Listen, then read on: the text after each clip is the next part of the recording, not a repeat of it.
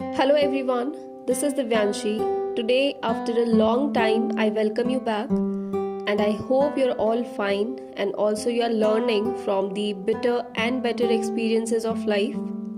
I have been unable to make some videos from last few days, but today, after a long time, I have come with another very great experience of an enduring soul who has given us an example of how a human can transform his life by just simply believing that he has all the courage and desire to live life to its fullest.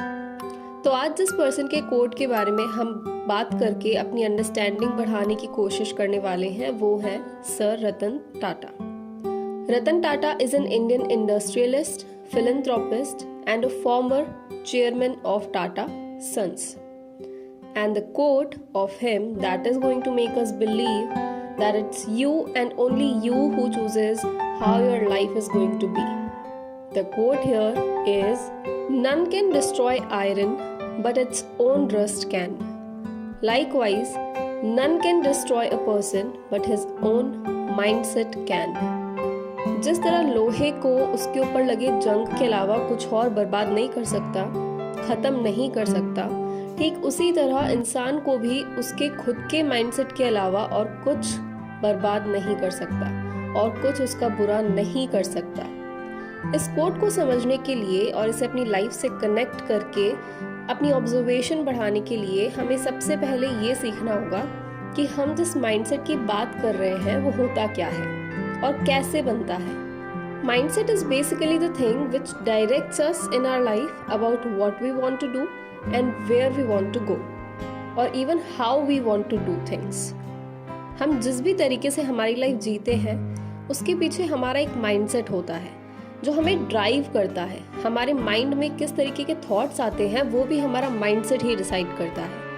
मतलब कि basically अगर हमारी body एक hardware है तो हमारा mindset उसका software है जो कि हमारी बॉडी को ऑपरेट करता है. लेकिन जैसा कि हम सब जानते हैं कि अगर सॉफ्टवेयर में कोई भी छोटी सी खराबी होती है तो उसका हार्डवेयर ठीक से काम नहीं कर सकता.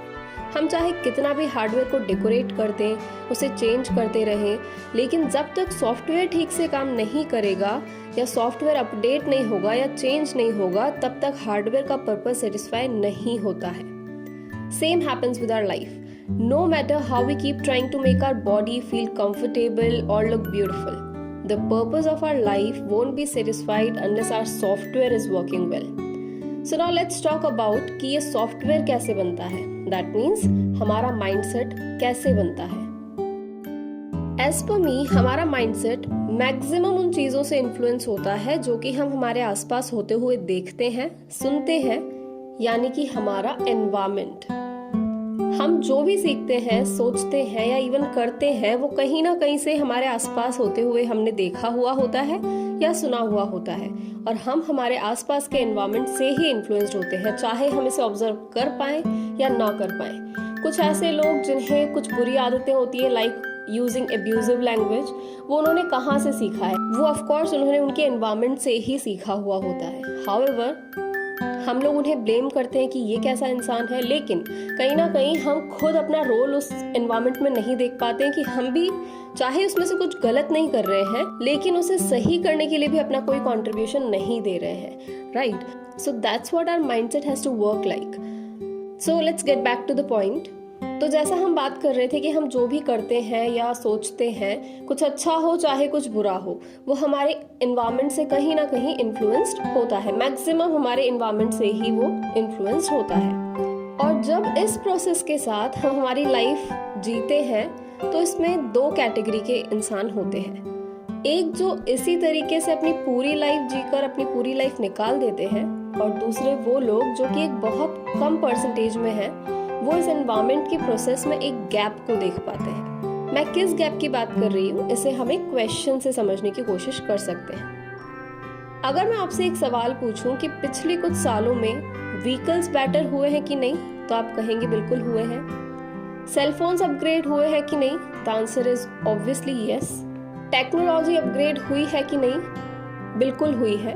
बट इंसान बेहतर हुआ है कि नहीं, तो आप सभी इसे डिनाई नहीं कर सकते that the answer to this question is a big no.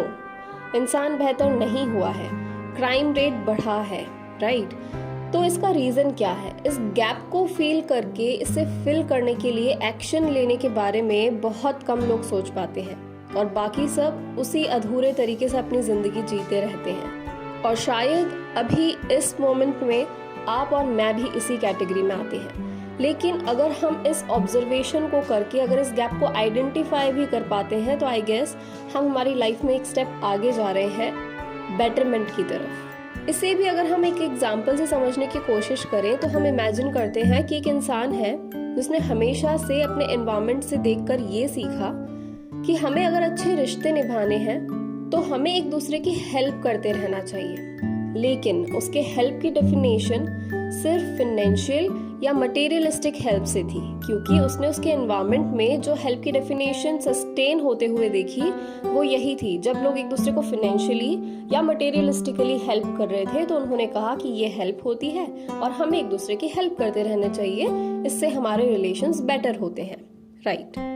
और इसकी वजह से हमेशा उसने अपने रिश्तों को बात करके या उन्हें टाइम दे करके बेहतर करने की कोशिश नहीं की, बल्कि अपने आप को उन चीज़ों में बिजी रखा जिससे वो फाइनेंशियली या मटेरियलिस्टिक हेल्प करने में सक्सेसफुल हो सके। उसका इंटेंशन एकदम प्योर था, बिकॉज उसने अपने एनवायरनमेंट से क्या सीखा कि उसे लोगों की हेल्प करनी है।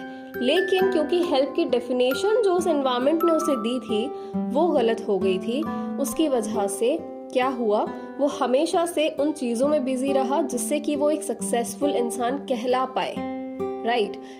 लोग जो हैं वो उसे सक्सेसफुल कहें क्योंकि वो अपने रिलेशंस को मटेरियलिस्टिकली और फाइनेंशियली हेल्प करके सस्टेन करने की कोशिश कर रहा है। I hope you are getting what I am trying to talk about. I am just trying to say कि जब ऐसा इंसान अपनी ओल्ड एज में जाएगा और क्योंकि उसने पास्ट में अपने रिलेशंस को टाइम देकर या बात करके अच्छा बनाने की कोशिश नहीं की है, उसने सिर्फ मटेरियलिस्टिकली या फाइनेंशियली हेल्प करके रिलेशंस को बिल्ड करने की कोशिश की है, जो कि एक सही अप्रोच नहीं थी, तो obviously he would not have such good relations in his old age.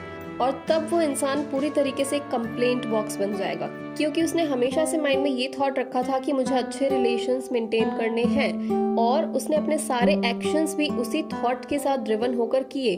But just because the environment gave it the wrong definition of help, उसकी वजह से वो अपने रिश्तों को टाइम देने की बजाय उसने अपने आप को ऐसी चीज़ों में बिजी रख करके लाइफ निकाल दी जिससे कि उसके ट्रू रिलेशंस बिल्ड नहीं हो पाए, राइट?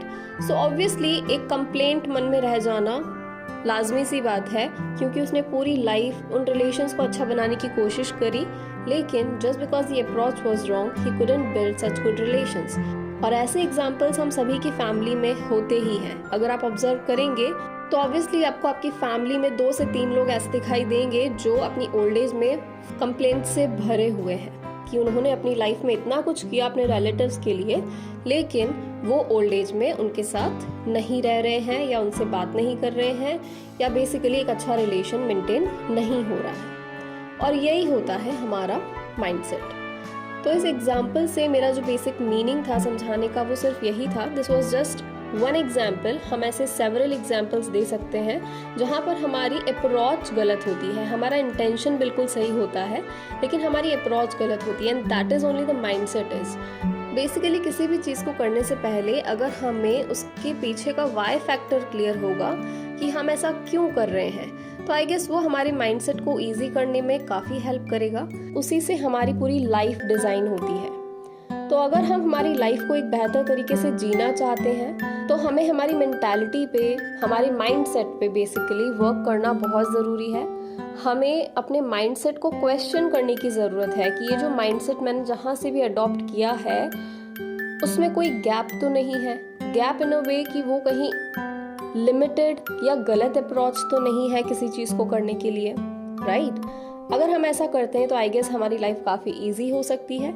और as it is said in the quote itself that nothing can destroy a person other than his or her own mindset. So why not work on it? I hope I could justify the quote and spoke something worth listening.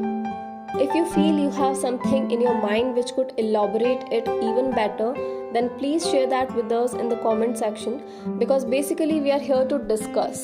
and I would be more than happy to learn from you. So please do it. And now we will meet in the next video. Till then, please take care, stay happy, and keep working on your mindset. Thank you so much.